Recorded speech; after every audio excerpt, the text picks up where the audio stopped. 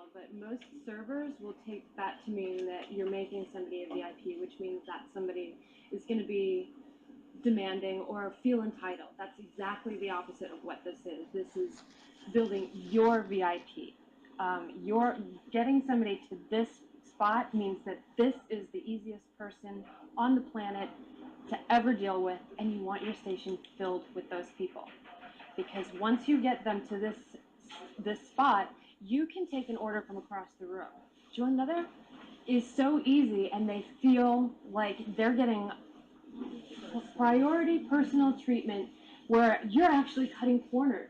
They're feeling like they're getting what no one else is, because from across the room you're communicating that you have a relationship with this guy or this girl. A possible VIP for you eventually. So you'll determine that right away. And the only way to do that is by not doing what the industry standards will tell us to do, which is stay in your station, hands behind your back, smiling. You're probably not all in the restaurant business, but this is, there are standards that are considered hospitable. This is considered hospitality. Is that hospitable to you? Like if you're running a hospital and you're trying to make sure that everyone's getting all the things that they need, and somebody walks in, is it hospitable to stand back against the wall, make them come to you and try to figure out what it is they need? Of course not. So what we're kind of more and more stiff and, yes sir, no sir, or absolutely, absolutely. That's hospitality now. But because it's really competitive, more and more restaurants are opening up. And she said it like 30 times, and I'm like, no, okay, first of all, no, it's not your absolute pleasure. I mean, being on a beach with an umbrella drink, that's your absolute pleasure. Helping some nameless, faceless person. So kind of after a while, you start to feel like, okay, you're just lying. And you're not, so you're wasting my time in these tiny chunks, and you're lying, so what else are you? It just, when you scream, absolutely, absolutely, can I get another lemon? Absolutely! What? That just sounds crazy to me now. And I think you're going to start to hear the same thing when you go out and you start hearing hospitality. It's turning into the exact opposite, because there's so much focus and so much competition. So all I'm trying to do is to bring it right. So if you're coming into a restaurant, and the norm is to walk in and be assisted by a hostess who's going to say, hi. Brilliant. Brilliant. Oh my God. Write that down. Hi, how are you? Right? And this is great. I mean, this is what's expected. If you wanted to be more hospitable and open up relationships and get people from here to here, you gotta come to the plate with more than hi. It doesn't mean, hey, I'm Leanne, let's go have dinner later on. But it does mean that you have to think a little more outside the box if you want to make more money. If you want the same amount of money in a really more and more competitive environment, then keep doing what you're doing. All I'm offering is a different scenario that can equal a lot more money. So what we're going to do, all right, no, Stephanie, I tried to buy some time. What I'm going to do is just walk through the bottom, and it doesn't matter, once you have this tool in your hand, it doesn't matter which one you choose. You can choose any one or more than one that's comfortable for you that day or that week, and just focus on it. I tried focusing on like 2 or 3 in 1 week, and it's like, oh my God, there's just so many ways to build relationships and getting money for doing like things that are just not expected. A coat check person, for instance, will hand you the coat. Okay, nothing, here's your $1. I'm thinking, well, what could be better than that? Oh, knowing what the code is before they get there. So they're walking this way, I go into the coat check room, grab their coat, and now when they go to reach for it, I'm holding it with the shoulders, so they don't even have an option. I'm like, they're confused, but then they're, oh, okay. When a husband does that for a wife, it's such a nice, caring gesture, and it speaks volumes to who that kind of man is. It says he's got class, he's got character. When I started doing that, it said the same thing about where I work. It said, and then when they reach for that $1, they're like, ooh, that seems, here's a $5. Okay, I just more than tripled my money. Doing the one extra thing. I was going to hand it to him anyway, but now I'm holding it like this instead of like that. Huge, huge difference. And really. And the way that I got that coat, I didn't just say hi when they walked in. So assisting in a way that, I mean, you can watch every single day what ordinary employees are doing in every industry, not just the restaurant business. And then you can take it to another level, you know. And part of that is just watching and saying, what would I do? What would I want? All this is my little VIP triangle, which for restaurant employees, it's a way to get people walking in the door from anonymous people that you'll never see again and get the average tip from, to this place where you know that you're going to see them again and they tip way above average because they know Stephanie and you know them as Barbara, the mother of Teresa and I don't know, Debbie, and you know that she's in advertising and that she lives right down the block kind of thing. That and people that you're getting into a basic relationship with at the very beginning, and they not your favorite, or they're not getting where what you're serving. It's easy enough to just go back to doing exactly what you do, which is to bring the food, bring the beverages, and go on with your life and done exactly what was expected.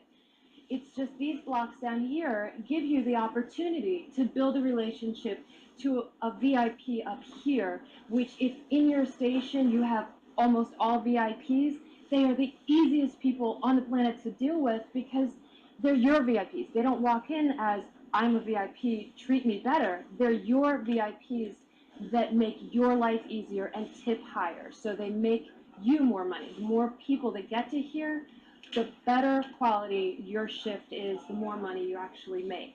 So we're just going to go through real quick how to open those doors. So let's start with the first box, and you don't have to go in order. I was saying before that you can pick anyone or more than one and then focus on that for the week, and just you'll see in a couple of days that your income is going to change. And that's I mean, no one else is offering that on any level, in a book, in a seminar. They're saying, here's how to work harder, here's how to upsell, here's how to put bigger ice cubes in the glass and serve less. And this is your answer to servers who are being paid $2 and something cents an hour. That's horrifying to me, you know. Put real money, real opportunity in their pockets. That's my theory. So I'm going to start. I was like, please, God, how many times have you said? Okay, so my first one was grab it. When you see somebody reaching for the door, and this is very, very loosely, please interpret it very loosely. It doesn't mean regimentally, like run after people or always say thank you or always do this. Or if you end up in a restaurant or any kind of business that basically says you must speak this way, then please, you know, you have to tweak things. So when you see somebody walking in, it's raining out or it's winter or they've got bags, it's the holidays, they're walking in, maybe they're a little, it's not easy reaching for a door. So opening the door, grabbing the door, pushing that open or pulling that open and helping them in. That's not standing against the door, the wall with your hands against your back in your station, hoping that you're going to get this customer. You've just stacked the deck that you are going to get that customer. Because as they're walking in and you're saying, oh my God, it's cold out there, huh? And they're saying, yeah, is there a reservation I can check you in under with Denitza? Okay. Wow. Yeah, it's Mr. Smith. Okay, Mr. Smith, this is Denitza. He's checking Mr. Smith in. Can I take your coat for you and make you comfortable? Sure. Here you go. All right, I'm going to take Mr. Smith's coat. Do you know where he's sitting? I hope it's with me. I'll bring the coat check ticket back, but if you tell me the table, then I can bring it right there. And then just walk away. So you've got his coat. You're already making money before any of your coworkers are even thinking about. So now you've got a coat check. You're already making money while your coworkers think you're nuts. Okay, that's okay. Don't tell them anything, right? So you're helping him with his coat. Now when you walk away and he says, yeah, Mr. Smith, table for two. Denise is probably going to feel guilty enough to want to sit him in your station. You know, here he's got the coat. I've asked him for this customer. Denise is probably going to sit him in that station, which is mine. So I'm already making money, first person in, right? Just because I opened the door. So that's the difference right from the get-go, block one. The next one is get your name in it, which is, for me, pretty much anything anybody asks. Would you like a lemon? You're in Leon Station. Of course you get a lemon. I'll bring you a whole tree. It's getting your name in it. Make sure that these people, whoever they are, remember who you are. We haven't figured out whether they're going to be a VIP yet. We're not sure whether there's somebody that you want to give extraordinary and get them to the point where they have a text number to get in touch with you. You're not sure yet. You're just making sure that if they do need something, or they are going to post something, or they're going to share a picture, that they know who it was that assisted you. Okay, so thank you is the next block. Instead of saying you're welcome, or in a lot of restaurants now, you're not allowed to say you're welcome. It is absolutely or absolutely my pleasure. Absolutely my pleasure, Miss Holmesy. Thank you so much for calling me. What? Just get me the lemon. So my principle is thank you. So instead of saying you're welcome, when somebody says thank you, thank them back. Okay, because it starts to remind them that you're actually doing something for them.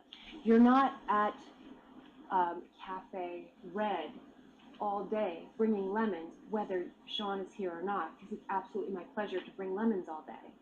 You are actually doing something for Sean, and you should know it, and you should feel like somebody did something for you, because you're here to be served. So saying thank you, when you say thank you, I'm saying thank you. Thank you for being here. Thank you for letting me serve you. That's a big difference from you're welcome. You're welcome dismisses the fact that I just went all the way to the east side, fought with the chef because he didn't cut lemons, and brought back a lemon. And then when I say you're welcome, you're like, oh, of course I am. I'm a customer.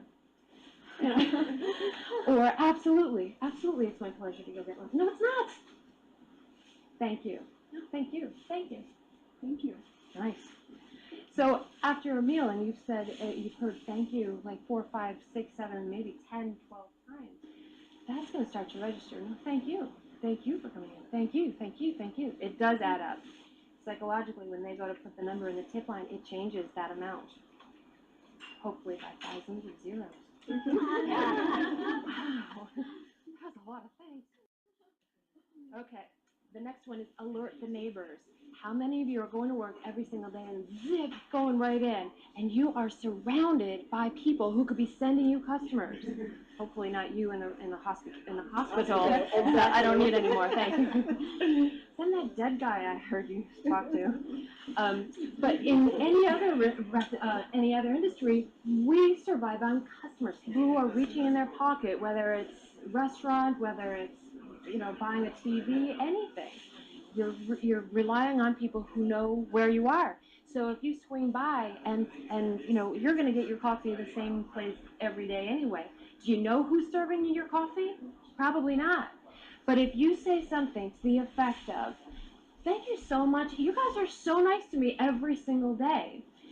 I want to return the favor. Here's my business card. And you have your restaurant business card, and you hand it to them, and you say, I work right around the corner. I'm Leanne, by the way. What's your name? Handshake. Now you know his name. Say it's Dave. Dave's giving you coffee. You're now putting your business card on the table. He knows who you are. You got your name in it, right? He said thank you. You said thank you. And then you're giving him the business card, and you're saying, thank you so much. You guys do such a nice thing for me every day. I want to return the favor, right? What does that mean? He doesn't know. Anytime you want to send anybody to the restaurant, please have them ask for Leanne, because I will treat them right.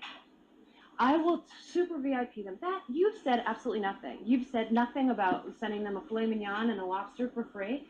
You've said nothing about guaranteeing them anything. You've said basically that you're going to treat them VIP special if they send them. So you go around for everyone that you buy a cup of coffee from, who now knows who Sean is, who Stephanie is, who Leanne is, and anybody who walks into their business and says, do you know where I can get a good salad? Yes, I do. Yes, I do, because it might actually benefit me for sending them. I can recommend a bunch of different places. I don't know one person in those places. Not one. And this is this girl really said that I did a nice thing for her, so it's probably going to be solid, that these people are going to be taken care of. I want to do, everyone wants to do something nice for somebody else. So they're going to be recommending you because they think that you're going to be treating them right.